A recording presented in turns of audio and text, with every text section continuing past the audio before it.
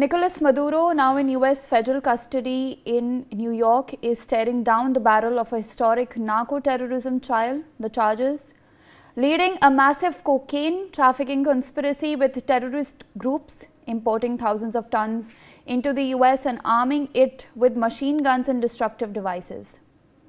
This would make Maduro only the second foreign head of state ever tried and potentially locked away for life on American soil, following Panama's Manuel Noriega. Trial proceedings begin this week. Justice Department sources say no plea, no deal, no mercy. Full prosecution is ahead. Now, with the indictment nearing in, let's take a look at the potential punishments and what can be the possible outcomes for Maduro.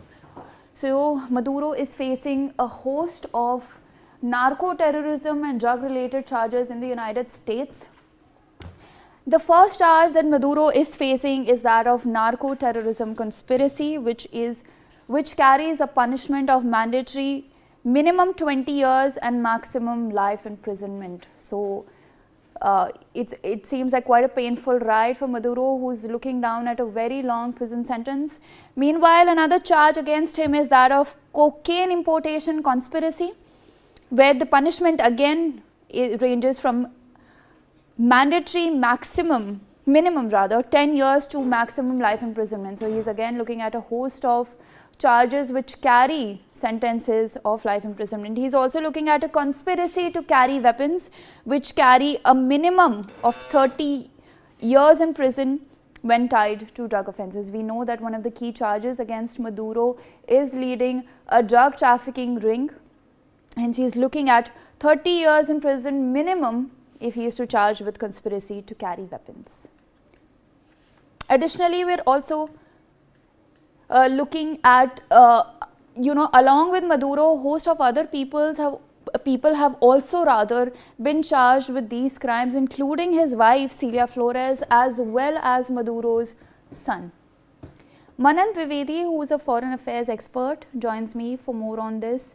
Good morning, sir. In your opinion, what is the US's game plan for Venezuela? Obviously, they have made it clear that they will run Venezuela for the time being. In your assessment, will things look brighter now for the citizens of Venezuela who were fed up with Maduro's rule, considering he was not as popular and was seen as somebody who was largely corrupt and somebody who had captured Venezuela's institutions and filled it with his cronies? Yeah, personally feel here, what I would like to say is that not America, but any country with the power and the influence and the dollars can actually go ahead very easily and turn countries like Argentina, Venezuela, Colombia, and other startup nations in South America as a client state.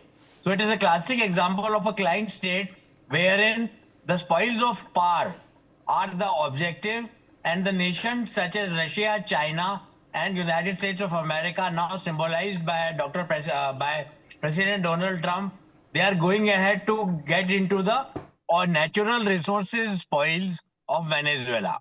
And basically, one of the negative points which are attached, or a lacunae which is attached to countries like Venezuela, that they have not been able to graduate from the status and the functionality of being a petro state all the way up to a country with a good economy, with a strong GDP, with a thriving middle class, a market, an army, and a healthy economy.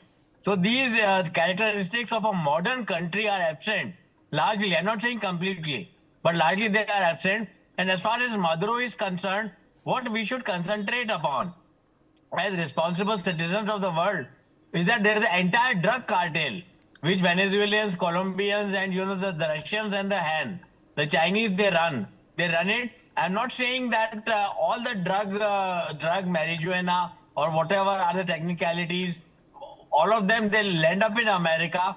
But for that also, there happens to be an American involvement of the deep state. That is, to a certain extent, certain political actions, factions, apart from that, senators and people who are the higher officials in America, they are also hand in gloves with these drug traffickers. But I think I should congratulate, this might seem very revolutionary and obnoxious, that President Donald Trump has taken a step to curtail the communist czar in Venezuela. And apart from that, since the independence of these South American countries, there has been an influx of drugs, and which has really dilapidated the societal dynamics of United States of America.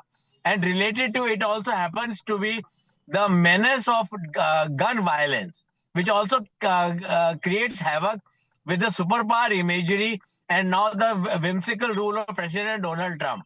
And I would like to say that countries like India need to take a leaf out of the American book. We have been bled blue by Pakistan and the hand involvement in our internal matters.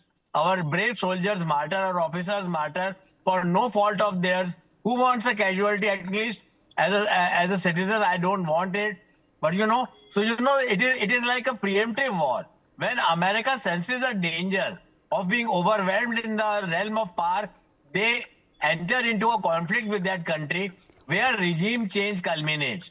So I think the countries like India, it might be very preposterous, but I think about that in such a wild manner that India can take a leaf out, and the incomplete Operation Sindoor could have gone further. Lives matter, and why the West leads in certain areas still is that human life is important, and that kind of a value to life and citizens is something that we can learn very ungrudgingly and in a very sporting manner from the Americans and certain still functional European countries. Now, as far as Maduro is concerned, drug charges have been labeled against him, and Panama's Manuel Noriega was also tried before that in the 80s. And as far as South American countries like Panama, Grenada, the All right. Dominican Republic, Sir, I would please they all are request concerned. So you it's a to. trend, larger trend. I would please request you to stay on with me while I have more information to share. Now, who else has the US indicted? We're also looking at the former